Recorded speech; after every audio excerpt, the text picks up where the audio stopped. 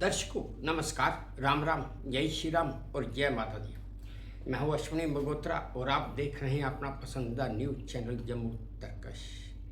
रोजाना की तरह सुबह का वक्त और कुछ चुनिंदा खबरें। पहले मुख्य समाचार जान लेते हैं, फिर विस्तार से समाचार जानेंगे। दो परमाणु बम भी ना मार सके इस शख्स को। अगर आपने रोना है तो क्लब में आ जाइए। दोस्तों, मुझे अपनी गर्लफ्रेंड के साथ घूमने जाना है। दूध के कैन के ढक्कन का हेलमेट, लापरवाही पुलिस की। सुप्रीम कोर्ट की हाई कोर्ट पर एक टिप्पणी और एनडीआरएफ के डीआईजी। अब समाचार कुछ विस्तार से। सुतोमू यामागुची जापान की सरकार द्वारा मान्यता प्राप्त एक ऐसे व्यक्ति थे जो 1945 में जापान के नागासाकी और हिरोशिमा पर जो अमेरिका ने एटम बम गिराए थे, उन दोनों एटम बम के हमलों में वो जिंदा एकमात्र बचने वाले व्यक्ति थे। अमेरिका ने 6 अगस्त 1945 को जब जापान के हिरोशिमा पर पहला एटम बम गिराया था, तो उस समय यामागुची वहीं पर थे, यानी कि हिरोशिमा में ही थे। लेकिन वो बच गए और वो उसके दूसरे दिन ही वहाँ से निकलकर नागासाकी चले गए थे। और फिर 3 दिन बाद जब अमेरिका ने दोबारा नागासाकी में एटम बम गिराया, तो यामागुची वहाँ पर ही थे। लेकिन इस बार भी वो ऊपर वाले की दया से बच गए, उन्हें कोई हानि नहीं पहुँची। और उसके बाद जब जापान सरकार को पता चला तो उन्होंने उसे एक पहचान पत्र दिया था। दर्शकों, है ना एक कहावत, जा कोई राखो साइयां मारी सके ना कोई, बाल ना बांका करी सके जग वैरी सो होए। रिपोर्ट्स के मुताबिक मुंबई में एक क्राइंग क्लब खोला गया है।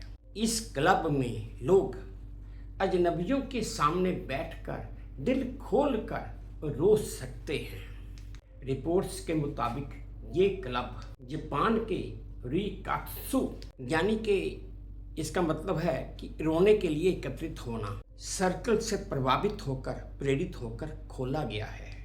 एक स्टडी के अनुसार भावनात्मक आंसू एक नेचुरल डिटॉक्स की तरह काम करते हैं, जिससे स्ट्रेस रिलीज होता है और आदमी अपनी बहुत सी चिंताओं से मुक्त भी हो जाता है। और हाँ, अगर आप या कोई भी दिल खोलकर अजनबियों के सामने रोना चाहता है तो इस क्लब में जा सकता है। राजस्थान के जयपुर में जगह जगह हेल्प मी, मुझे गर्लफ्रेंड के साथ घूमने जाना है पोस्टर लगे हुए हैं। वहीं इन पोस्टर के साथ एक क्यूआर कोड स्कैनर भी है। इस अजीबोगरीब डोनेशन कैंपेन की तस्वीर भी सोशल मीडिया पर बड़ी तेजी से वायरल हो रही है। इस पर एक एक्स यूज़र ने लिखा, प्यार में तो पड़ गए, अब खर्चों से डर लगने लगा है।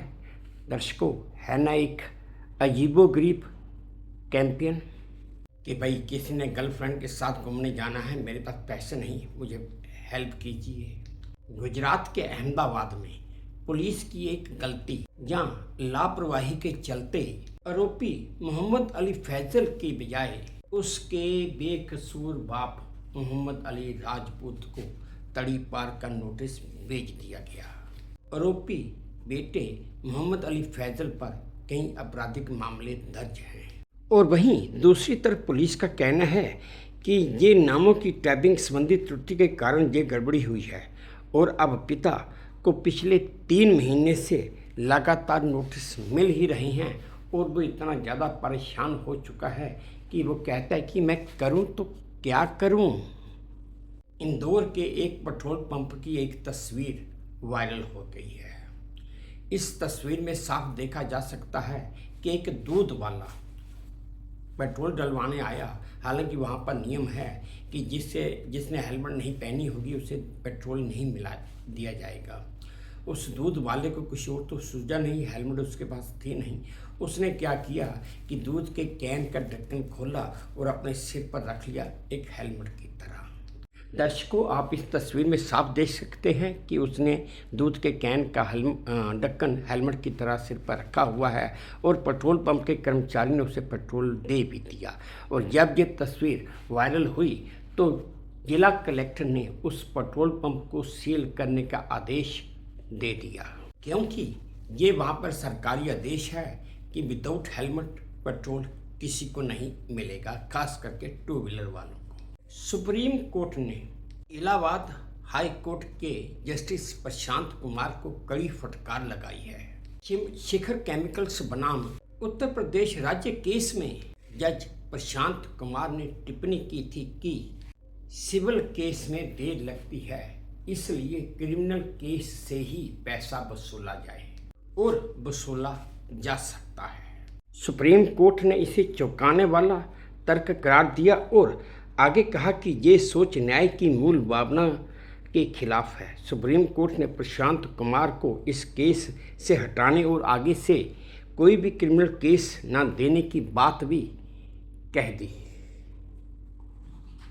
वैसे सुप्रीम कोर्ट के जज की बात है तो सही।